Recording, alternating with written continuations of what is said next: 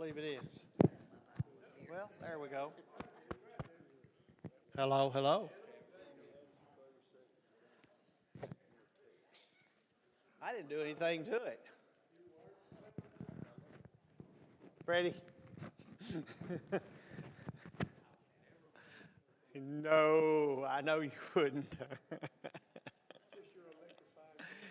Yeah. Good morning. Good to see everyone on a cold morning. It's still cold out there. Whew. The iPad. I knew I was missing something. Too much to get collected.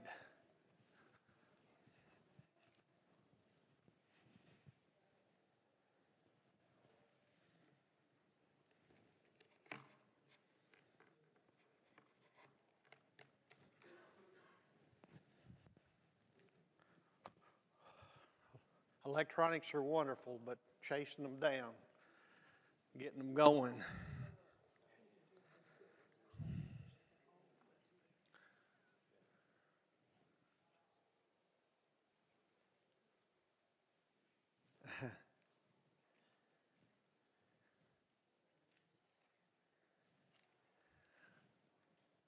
Well, I know it's up there, but I don't know.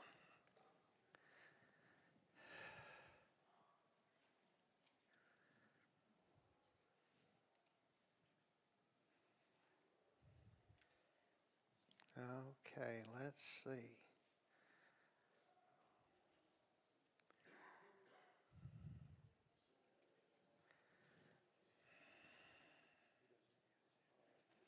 I don't have any, I really don't know. Does anybody know how this thing works? Yeah, you can fix it. I just don't know how to get to what I. There you go. You got help code. There we go. I need to get to my lesson this morning. Which one is it? Yeah, that's the problem. Do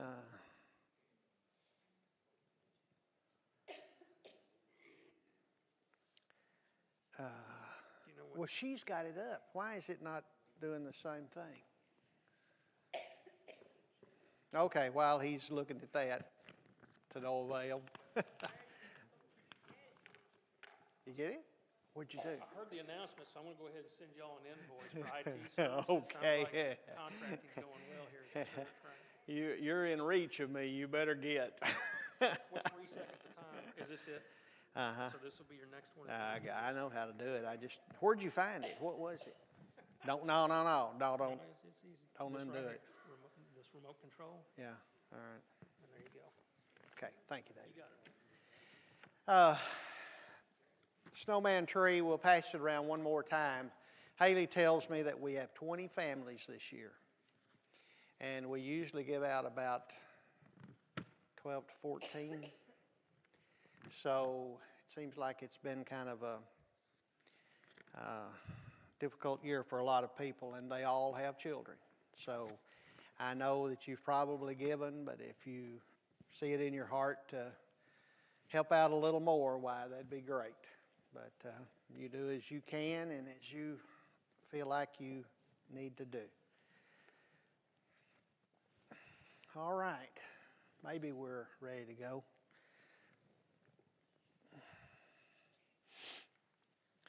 Okay, last week we were in chapter 2 of Revelation. If you'd like to turn to that, we'll get started here shortly.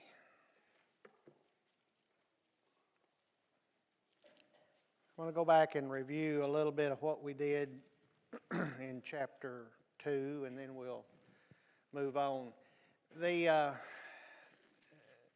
idea of what I'm trying to do with you in this class in a short period of time is just go through some of the main things that I think we need to understand about Revelation that I'm afraid that maybe over the years have been overlooked, or things that we just haven't really concentrated on.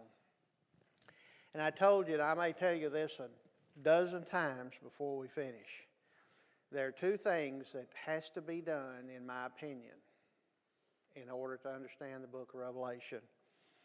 And one of them is understanding that Revelation chapter 21 and 22 is a symbolic picture of the church. The bride of Christ, 21:9. It plainly says that's what it is. Plainly says it's the bride of Christ. That has to be understood. And then secondly, we have to understand the Old Testament patterns that pointed to the coming of the church. And those patterns I have seen a lot of them over the years since I was a kid. And I guess was always a little fascinated to see them. But I think the thing that we've really failed to do is put them together. Is understand how that these individual symbols that we have studied and learned in the Old Testament, some of them, make a big picture. And the big picture is that they foretold in a physical way the coming of the church, which is spiritual. And the pattern that we use, and the one that you see up there, the part of it. Now this, for any of you that are just in here for the first time, or as we think about this is just part of the pattern. But in fact, I'm going to go back and just redo the pattern just a little bit. When you compare Israel and the travels of the children of Israel in the Old Testament to the church, what you come up with is an amazing pattern. And in the physical aspects of things, Israel was in bondage in Egypt, physical bondage. They crossed the Red Sea, that's the top line. They came to Mount Sinai, where Moses gave the law. They were nourished on manna in the wilderness for 40 years. They crossed Jordan into their promised land, into Canaan. Now, we have pieced that for years. We've talked about the Red Sea. We've talked about the Jordan River. There are songs written about the Jordan River. I won't have to cross Jordan alone. I don't know if you know that one or not. It's an old song. But then you look at the spiritual side of it. When Jesus came to earth, all mankind was in the bondage of sin. Not physical bondage, but spiritual bondage. In John 4, he asked them, he said, why do you say you shall know the truth shall make you free? He said, well, we've never been in bondage to anyone. He said, well, you're not in, basically what he says was you're not in physical bondage, but if you are in sin, you are in spiritual bondage. So everybody was in bondage when Jesus came to this earth. People outside of Christ today are in the bondage of sin.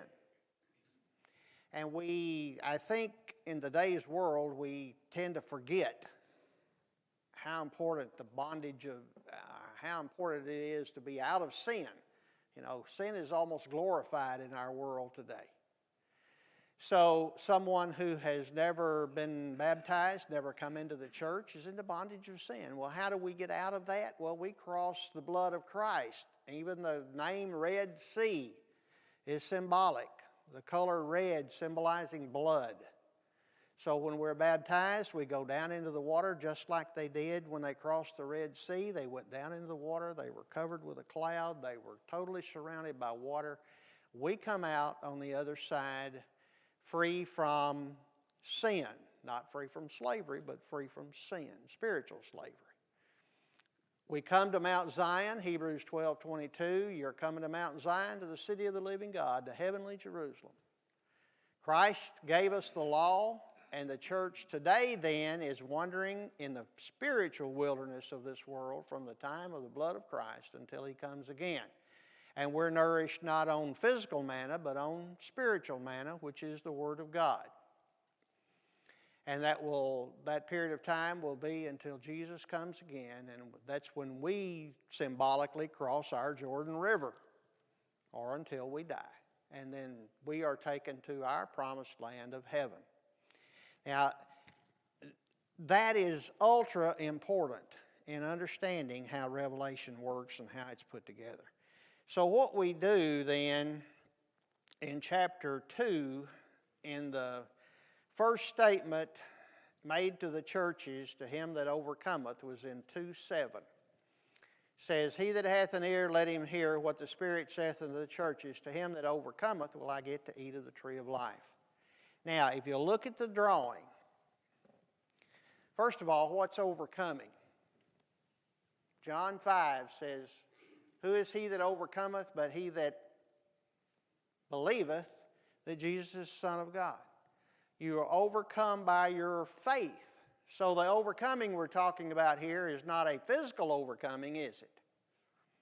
It's a spiritual overcoming. Overcoming this world of sin. And as we go through, you'll see that baptism represents a lot of things. And one of them is it represents our overcoming. Our overcoming of sin through the blood of Christ. Now, the verse then in 2:7 says, whosoever, or to him that overcometh, will I give to eat of the tree of life. Now look at the pattern. We're in sin. When we overcome, what do we get to do? Eat of the tree of life, which is pictured as being in the church. That's why that's so important in 21 and 22, how you put this together. When you overcome through the blood of Christ, you enter into the church where you eat of the tree of life. Jesus is our tree of life. And that was prophesied in the Old Testament, in Ezekiel. So, and some other places. But anyway, that's why when you put the church in Revelation 21 and 22 into the pattern, into the correct place, then these statements make a lot of sense. Otherwise, they're a little bit haphazard into when you believe what. You know, a lot of people have applied this to heaven. And overcoming means that, we die and we go to heaven. Well, we overcome today through the blood of Christ. All right, that's kind of a quick catch-up. Let's go to chapter 2, verse 11. He that hath an ear, let him hear what the Spirit saith unto the churches. He that overcometh shall not be hurt of the second death. Folks, this is what we preach, and it's what we teach.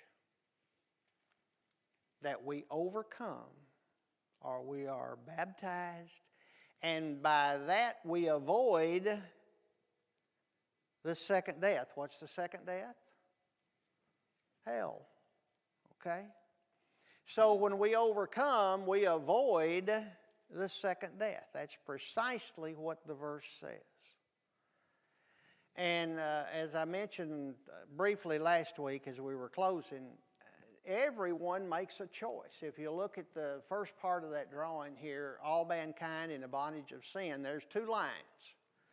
One, it goes through the blood of Christ into the church and into heaven, and the other one comes down and goes the other place. Everybody makes that choice.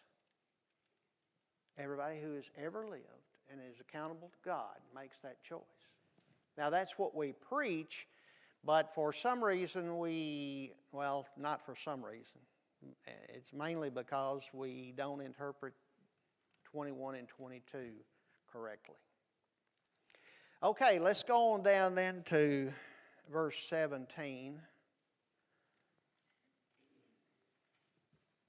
Is that the one I've got up there? 17? Okay.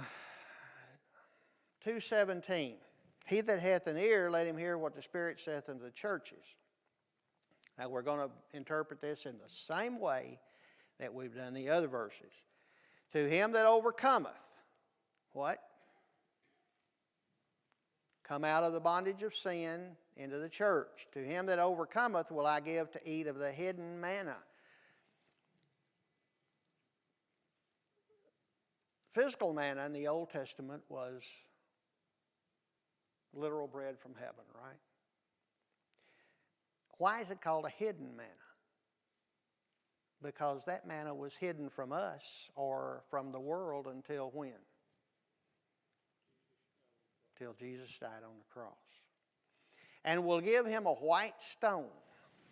Now, that is difficult to say exactly what the white stone is representing, but maybe not too hard. I don't know of any real biblical references to it. But what does the term white mean? What does the color white mean? Pure, a pure stone. Who is the rock of our salvation, the stone of the foundation stone? Okay, Jesus, our confession. When we come into the Word, to the church, we have access to Jesus, which I think is probably the representation of the white stone. There is some historical references to this that in some of the courts in the time of the writing of the book used white stones and black stones. You know, we still talk today about being blackballed or something. White stone represented acquittal. The black stone represented guilt. Right. White smoke, black smoke, he says. Same thing. So when you're given a white stone, it means that your sins have been forgiven, acquitted by the blood of Christ. But I think all of that comes together in understanding that in the rest of the verse. It says, and in the stone a new name written, which no man knoweth, saith he that receiveth it. Are you familiar with? Maybe we should read one. Let's go, if you'd like to, quickly. Let's go, I think maybe to Isaiah 62 would be the quickest one. Isaiah 62:2. Let me get my Bible pulled up here.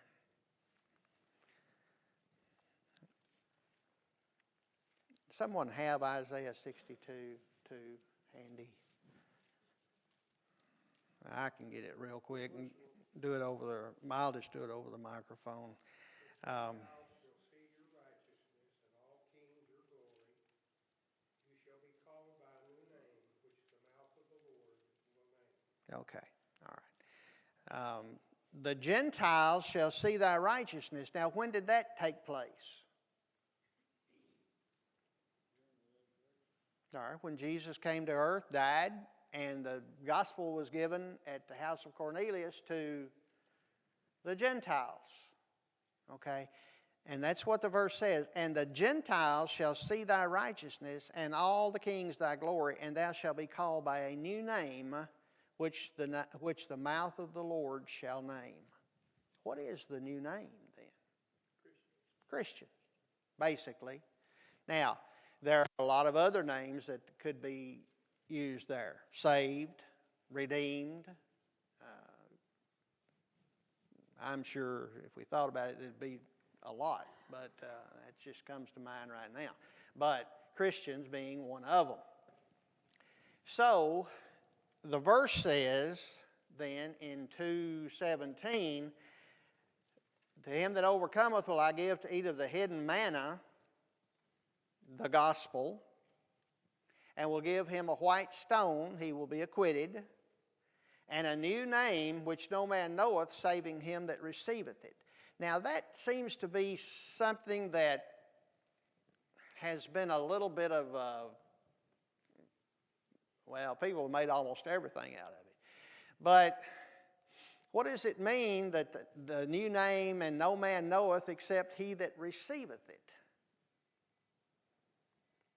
You Right. Faith comes by hearing. It just simply means that those who wear that name are the only ones who can understand what it is to be a Christian. It's not that we don't literally know the word, it's that we know who we are. We are Christians. They are the ones who know the name Christian. Those who have come into the Lord, have come into Christ. They know that name. They are Christian. And nobody else outside of the church can know that name or wear that name. Only those in the church can know that name or understand that name or wear that name. Okay, any questions? All right, I'd like to get through these verses if we can today. Let's go to 2:26.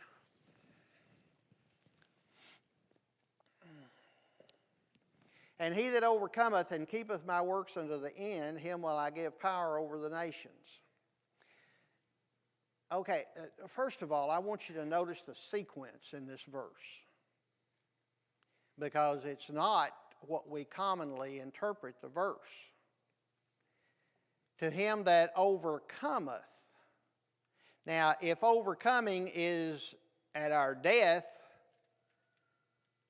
we've already kept the works to the end, haven't we? And they're backwards. To him that overcometh, what? And keeps my commandments.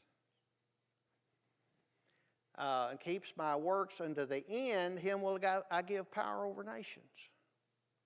Now, that's not a very difficult verse, folks, power over nations. What's our power over the nations today?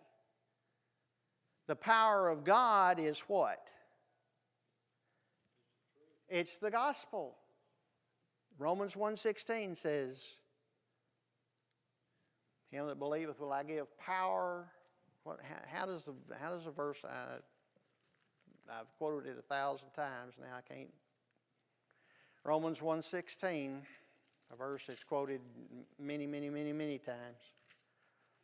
For I am not ashamed of the gospel of Christ, for it is the power of God unto salvation. What's the Christian's power of God in the world today? The gospel.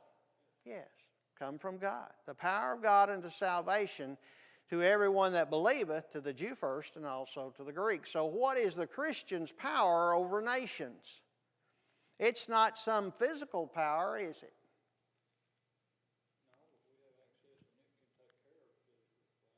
Well, sure.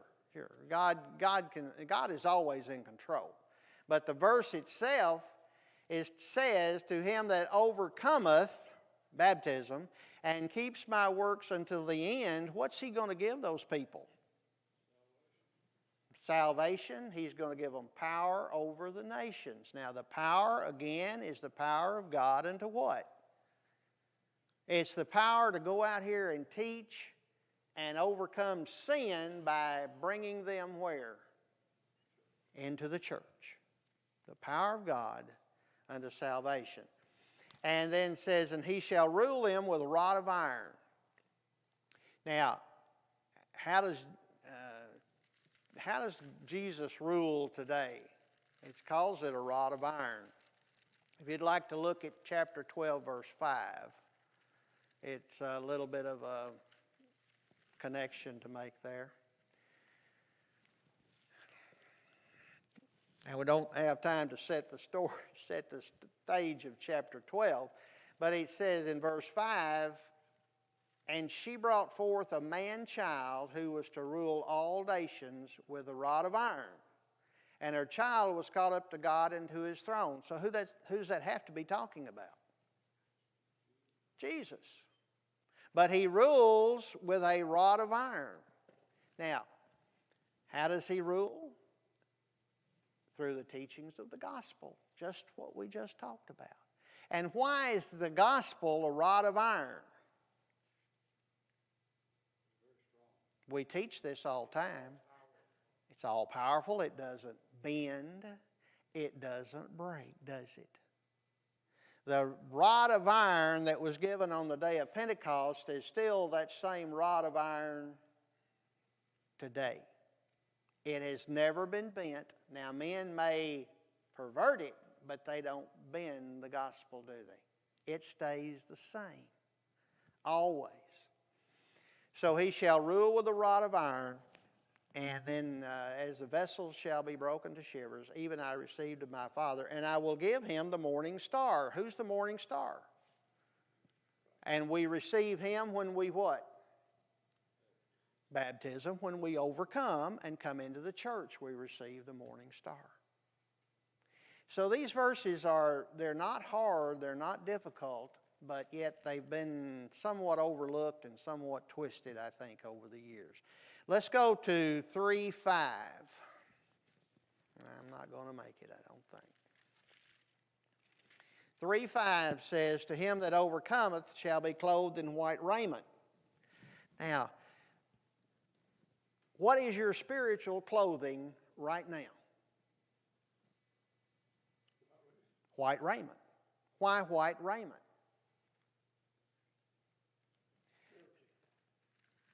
Okay, and we don't, I don't know we'll even get to it in this short time we're going to spend, but in chapter 14, I'm sorry,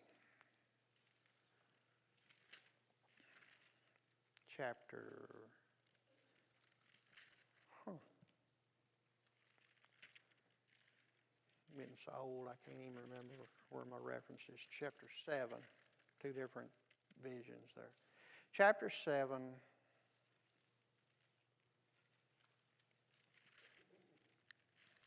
Yeah. Hold on a second.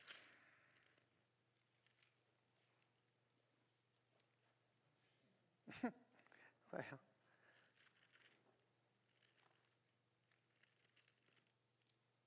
9, 10, 11, 12. Well, it says the angel came to John and he said, who are these which are arrayed in white robes, and where they come from? Or from whence came they?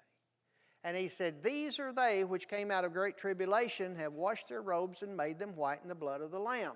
Now, without going through that and determining exactly what that's saying, but who washes their robes and make them white in the blood of the Lamb? The redeemed, Christians. When we're baptized, we do what? We wash our robes and make them white in the blood of the Lamb. So what are our spiritual robes that we are wearing today? We are wearing spiritual robes of white. Now, why is it white? All right, 1 Peter, I think, talks about keep your clothes spotless, unblemished. So we wear white robes of righteousness. I made this statement in a couple of classes over the years, but when we walk in here, just think of what it would change your perspective, or everybody's perspective, of the church and Christians, if we could just visually in our minds see everybody in here sitting in what? White robes. Because that's what you are. You're wearing spiritual white robes. Now, how does that affect our relationship with each other? If I look at Ed and I said, there's my brother and he's dressed in white, how mad am I going to get over him if he beats me at cards one night, you know? Yeah, I should have said Jerry Johnson. Ed and I are partners. We've never been beat very much. Yeah, you be quiet. But do you understand what I'm saying? The relationship we have with one another. We're wearing white robes of righteousness in the sight of God. When He looks at us, that's what He sees. Why can't we? Okay, I'm still trying. Go to 3:12. This is a little longer one, so we'll do what we can. Him that overcometh will I make a pillar in the temple of my God. What is the temple of God? The church. The temple was a likeness, a pattern of the church, beginning with the tabernacle that Moses built in the wilderness. The temple was just the big tabernacle. The temple of God. So he says, I will make you a pillar in the temple of my God. That's how God looks at you, as a pillar or a stanchion or a power in His church. Every one of you. You're a pillar in the temple of God. You help hold up the church, don't you? By being a pillar in the temple of God. And he shall go no more out. What happened to Israel? When they sinned, what'd God do? Cast them out. Well, what's He going to do for us? He's not going to cast us out, is He? Unless we leave Him. But He's going to forgive us, isn't He? So we won't be cast out like Israel was. And I will write up on him the name of my God and the name of the city of my God, which is New Jerusalem, which comes down out of heaven. Now, what did chapter 21 say? The church is the New Jerusalem, the bride of Christ, the heavenly Jerusalem, coming down out of God, out of heaven. And what does this verse say? The New Jerusalem, which cometh down out of heaven from my God, and I will write upon him the new name. What are we as Christians today? We're pillars in the temple of God. God has given us the church to come into where He dwells. And the name of the city of God is simply the church.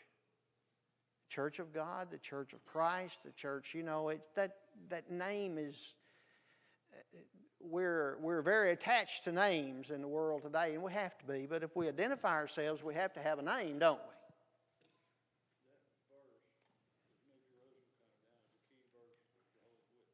we? Yeah, I guess it would be. Yeah.